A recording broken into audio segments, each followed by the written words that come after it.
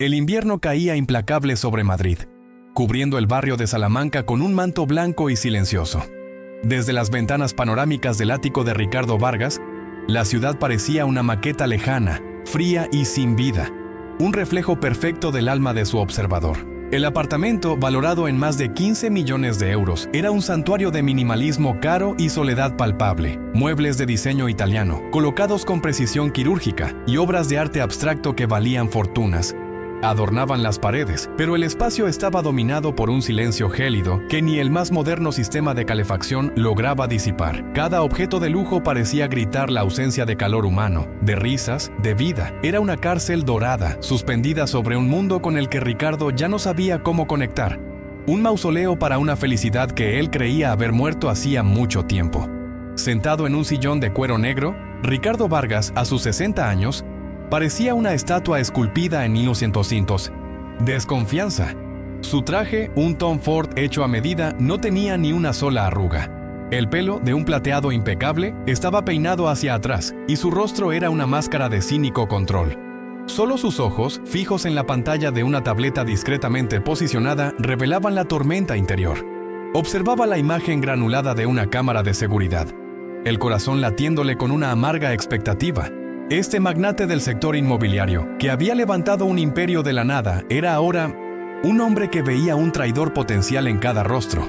Un socio que le había robado décadas atrás y una serie de amistades interesadas habían erigido murallas infranqueables alrededor de su corazón, convenciéndole de que la lealtad era solo una mercancía con un precio. La figura de Elena Ramos, su nueva empleada de hogar, apareció en la pantalla. A sus 28 años, su rostro cargaba el cansancio de quien había huido de la crisis en Venezuela, pero sus ojos marrones mantenían una dignidad inquebrantable. Su uniforme, sencillo y visiblemente gastado, contrastaba violentamente con el lujo del despacho que había comenzado a limpiar. Ricardo había dejado la puerta de la caja fuerte deliberadamente abierta.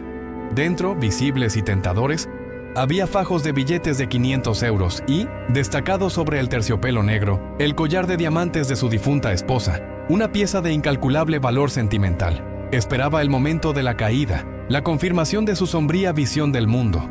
Elena se detuvo de repente, con el cuerpo tenso. Su mirada se fijó en la caja fuerte abierta, y un torbellino de emociones atravesó su rostro. Sorpresa, miedo y, por un instante fugaz, una vacilación que hizo que el corazón de Ricardo se acelerara. Él se inclinó más cerca de la pantalla, con la respiración contenida, listo para presenciar la corrupción que esperaba. Observó a Elena mirar el dinero, luego el brillante collar.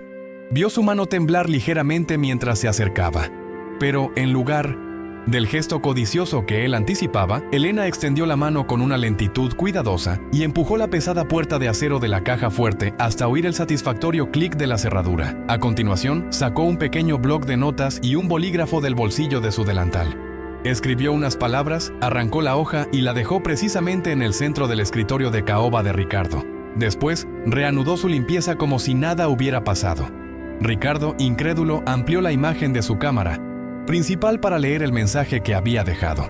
La caligrafía era sencilla, casi infantil, pero las palabras lo golpearon con la fuerza de un maremoto. Señor Vargas, el mayor tesoro de su casa estaba desprotegido. Por favor, tenga más cuidado. Hay cosas que el dinero no puede comprar de nuevo. Tesoro. La palabra resonó en el silencio del ático. Ella no se refería al dinero ni a los diamantes, sino a algo más profundo, al recuerdo de su esposa, al legado que él mismo había olvidado proteger. La armadura de cinismo que Ricardo había construido a lo largo de 30 años se resquebrajó ruidosamente. No sintió la ira de su sospecha infundada, sino una ola abrumadora de vergüenza. Por primera vez en décadas, sus ojos analíticos y desconfiados se llenaron de lágrimas calientes y amargas, una humillación que, extrañamente, parecía el inicio de una liberación. El gesto de Elena, un acto de integridad tan puro e inesperado, sacudió los cimientos del mundo de Ricardo. Él, que se enorgullecía de poder prever cada movimiento, de calcular cada riesgo, había sido completamente desarmado por la simple bondad de una mujer que, según su lógica, tenía todas las razones para ceder a la tentación. Aquella nota en su escritorio era más que una reprimenda. Era un espejo que le mostraba lo pobre que se había vuelto, rodeado de una riqueza que solo servía para aislarlo. En ese momento de vulnerabilidad, una chispa de curiosidad y admiración se encendió en su alma dormida. una necesidad súbita de 1900. Comprender la fuerza que había motivado a aquella mujer. Una historia sobre cómo un simple gesto puede cambiarlo todo. Si estás conectando con este viaje, suscríbete al canal y comenta desde qué ciudad o país nos estás viendo. Queremos saber hasta dónde llegan nuestras historias. Bloque 2. Horas más tarde, Ricardo convocó a Elena a su despacho. El aire estaba cargado con una tensión diferente a la de la mañana. La nota reposaba sobre la mesa entre ellos, pareciendo una acusación. Elena entró con los hombros encogidos, el rostro pálido, convencida de que sería despedida por su osadía. Ricardo se levantó, algo que nunca hacía por un empleado, y sostuvo el papel con dedos que temblaban ligeramente. Su voz, normalmente un afilado instrumento de mando, salió ronca y vacilante. ¿Por qué?, preguntó, la única palabra que logró formular. Su pregunta no contenía ira, sino una perplejidad profunda, casi suplicante. Elena miró al hombre más poderoso que jamás había conocido y vio por primera vez una grieta en su fortaleza de indiferencia. Con las manos entrelazadas para contener el temblor, Elena encontró fuerzas en la imagen mental de su hijo. «Señor», comenzó ella con la voz baja pero firme, «en mi vida he perdido mi casa, mi país, mi familia. Lo único que me queda, la única herencia que puedo dejarle a mi hijo, es mi dignidad». Hizo una pausa tragando saliva. «Mi mayor miedo no es la pobreza. Ya la conozco. Mi mayor miedo es mirarme al espejo o a los ojos de mi hijo y ver a una ladrona. Ese es un precio que ningún dinero del mundo podría pagar». Cada palabra era una declaración de principios, una verdad tan fundamental que silenció el cinismo de Ricardo de forma instantánea y abrumadora. Por primera vez en años, Ricardo no vio a una empleada, una pieza en su engranaje, sino a un ser humano de una fuerza moral que él, con todos sus millones, no poseía. Una ola de vergüenza barrió su arrogancia, dejándolo desnudo y expuesto. Se sintió pequeño, patético con su juego de desconfianza. «Usted habló de un hijo», dijo él con la voz ahora más suave. La pregunta no era una formalidad, sino una necesidad genuina de aferrarse a aquel atisbo de un mundo diferente. Era la primera vez que mostraba interés personal por uno de sus empleados, y el acto de preguntar le pareció tan extraño y monumental como mover una montaña. Elena, sorprendida por el cambio de tono, asintió lentamente con la cabeza. Alentada por la sinceridad inesperada en sus ojos, Elena compartió a 500 regañadientes su historia. Habló de Mateo, su hijo de 6 años, un niño de risa fácil y ojos curiosos que amaba dibujar superhéroes. Describió cómo su asma crónica se había agravado en Venezuela, convirtiéndose en una condición respiratoria más severa debido a la contaminación y la falta de medicamentos. Contó el viaje desesperado a España, la búsqueda incesante de trabajo y la lucha diaria para pagar los 300 euros mensuales de sus inhaladores y medicinas, un coste que consumía casi todo su sueldo. No se quejaba, solo relataba los hechos de su vida con una resignación cansada, pero sin perder nunca la chispa de esperanza por un futuro mejor para Mateo. Ricardo escuchó cada palabra en absoluto silencio, completamente inmóvil. La historia de Elena no era solo una narrativa de sufrimiento, era un testimonio de amor incondicional.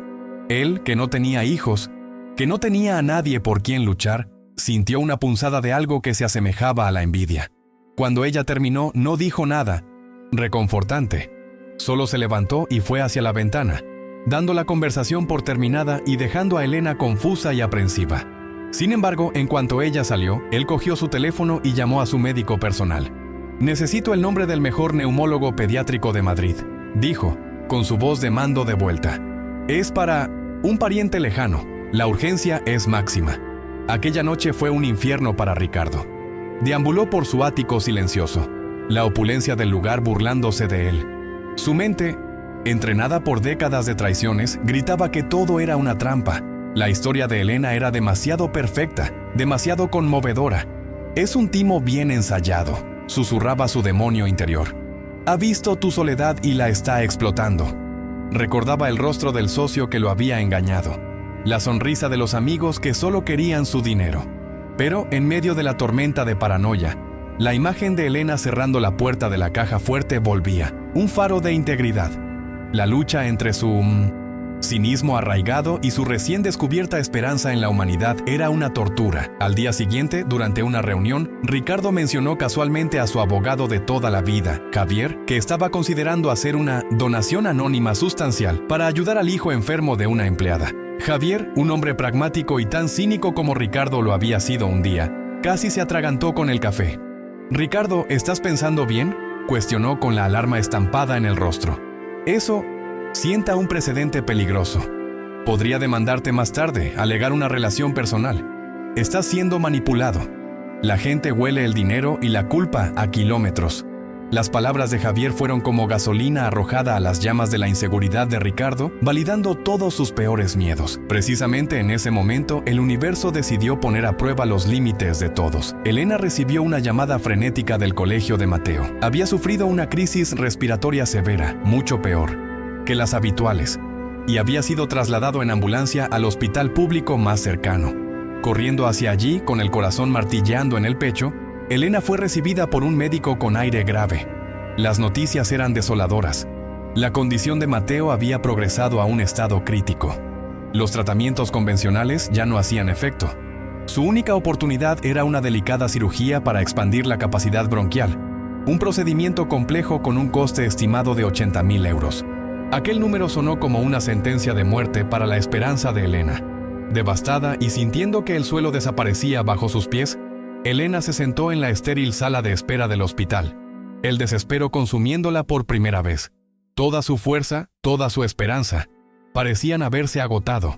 Mientras tanto, en su lujoso despacho, Ricardo recibió la llamada de su médico con el nombre y el contacto del especialista.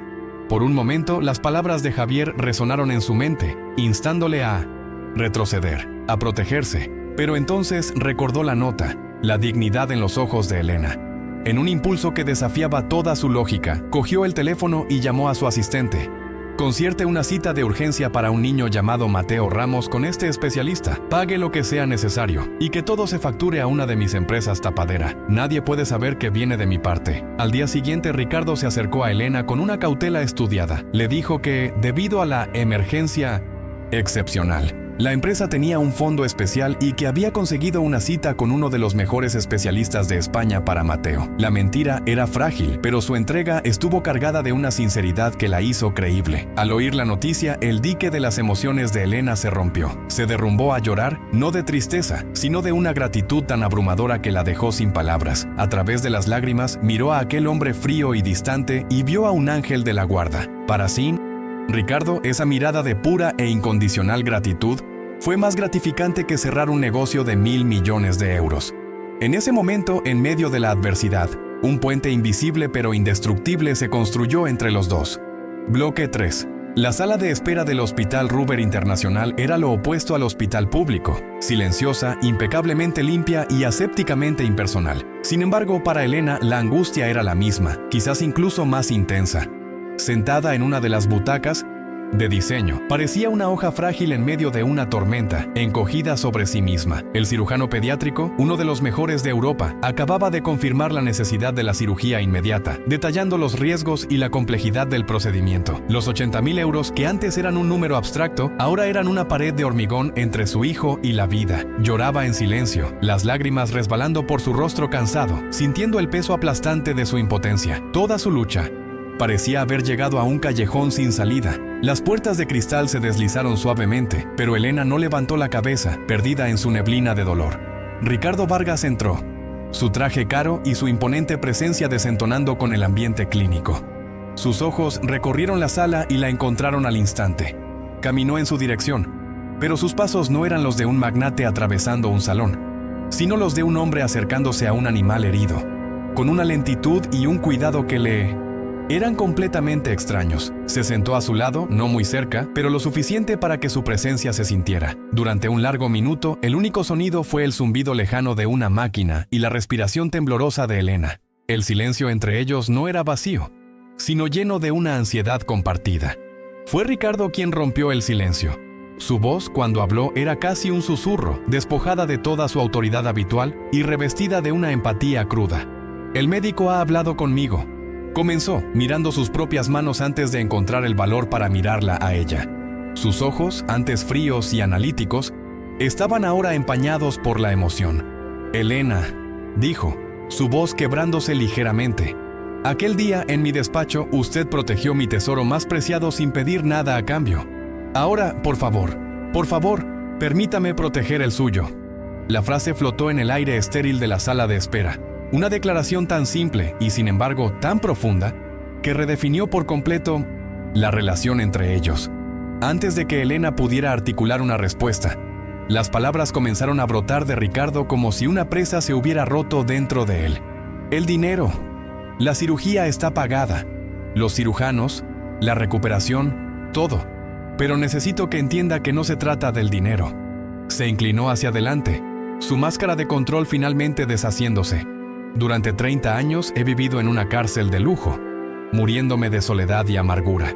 Estaba vacío, Elena, y su gesto, su integridad, no solo salvó una joya, me salvó de mí mismo. Me dio una razón para creer en la bondad otra vez, algo que pensé que había perdido para siempre. La confesión era su capitulación final al cinismo, una entrega total a la vulnerabilidad. Elena lo miraba, boquiabierta, las lágrimas ahora fluyendo por una razón completamente diferente. Ante ella no estaba su jefe todopoderoso, sino un hombre roto, confesando su profunda soledad. La última barrera entre ellos se derrumbó. Viéndola así en comprensión en los ojos de ella, Ricardo, sintiéndose a la vez expuesto y extrañamente libre, hizo una última y humilde petición. No tengo derecho a pedirlo, dijo con la voz entrecortada, pero ¿puedo quedarme aquí y esperar con usted? No como el señor Vargas, sino tal vez como un abuelo preocupado, esperando noticias de su nieto. Elena, incapaz de formar palabras, solo asintió enérgicamente. Por primera vez fue ella quien extendió la mano y apretó la de él. En ese apretón de manos, en ese silencio compartido, un vínculo más fuerte que la sangre quedó sellado. ¿Te está gustando esta historia? Deja un like y suscríbete al canal. Ahora continuamos con el vídeo. Bloque 4. Las horas siguientes fueron un borrón de ansiedad. Ricardo, fiel a su promesa, no se apartó del lado de Elena. Él, que comandaba reuniones de miles de euros con impaciencia, aprendió a esperar. Compró café, escuchó las historias de Elena sobre la infancia de Mateo, y por primera vez en su vida, simplemente estuvo presente para otra persona sin agenda ni interés propio. Cuando finalmente el cirujano salió del quirófano, con el rostro cansado pero con una sonrisa en los labios, el mundo pareció volver a tener color. La cirugía fue un éxito. Es un niño fuerte, dijo el médico. La oleada de alivio fue tan fuerte que Elena casi se desmaya. En cambio, en un gesto instintivo y abrumador, se giró y abrazó a Ricardo con fuerza, llorando en su hombro. Sorprendido, Ricardo dudó por un segundo antes de que sus brazos la rodearan en un abrazo protector y torpe, el primero en décadas. En los días que siguieron, mientras Mateo se recuperaba milagrosamente en el hospital, Ricardo orquestó la siguiente fase de su revolución personal. Informó a Elena, de forma tranquila pero firme, que su antiguo apartamento con su humedad y escaleras interminables ya no era una opción. Mientras ella se dedicaba a Mateo, él había comprado un chalet encantador en un barrio tranquilo, con un pequeño jardín soleado y habitaciones llenas de luz. Le presentó las llaves no como un acto de caridad, sino como una solución lógica. Mateo necesita aire puro y un lugar para correr, dijo, evitando su mirada, casi avergonzado por su propia generosidad. Considere esto no como un regalo, sino como la casa de nuestra familia. Y las familias se cuidan unas a otras. La transformación de Ricardo fue más profunda que un simple acto de bondad. Convocó una reunión de emergencia con su junta directiva y anunció una reestructuración completa de su imperio. Su icónico ático en el barrio de Salamanca, símbolo de su antigua vida de aislamiento y poder, fue lo primero en ponerse a la venta. Con los fondos obtenidos y con una parte sustancial de su fortuna personal, creó la Fundación Sofía Vargas, en honor a su difunta esposa. La misión de la fundación era clara y única: proporcionar apoyo financiero y legal a familias inmigrantes que enfrentaran crisis médicas con sus hijos. Su abogado, Javier, lo miró como si se hubiera vuelto loco, pero Ricardo nunca se había sentido tan cuerdo. Ya no invertía en ladrillos, sino en personas. Meses después, la promesa de esa nueva vida floreció en una radiante tarde de primavera. En un parque frondoso, un Mateo de 7 años, visiblemente sano y lleno de energía, corría y reía a carcajadas mientras pateaba un balón de fútbol. Corriendo tras él, con un entusiasmo torpe y una sonrisa genuina que le suavizaba las facciones, estaba Ricardo. Había cambiado el traje. Caro por unos pantalones de sarga y un jersey cómodo. Sentada en un banco cercano, Elena observaba la escena, su rostro iluminado por una paz y una felicidad que parecían imposibles hacía poco tiempo. El silencio opresivo de su antiguo apartamento había sido reemplazado por el sonido más hermoso del mundo. La risa de su hijo, ahora compartida con el hombre que se había convertido en su abuelo de corazón. Ricardo se detuvo para recuperar el aliento y su mirada se encontró con la de Elena.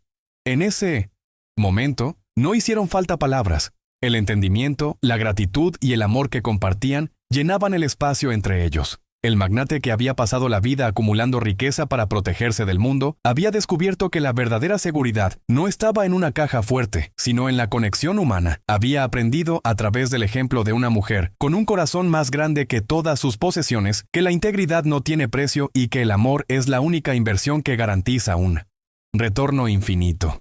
Su hogar ya no era una estructura de hormigón y cristal, sino donde quiera que estuviera su nueva familia. Aquel parque, bañado por el sol, era su verdadero imperio. ¿Han hecho algún gesto de bondad que cambió una vida? Dejen un corazoncito si creen que el amor es más poderoso que cualquier riqueza. Suscríbanse para más historias de segundas oportunidades. Comenten, el amor no tiene precio, si ustedes también creen en la bondad humana.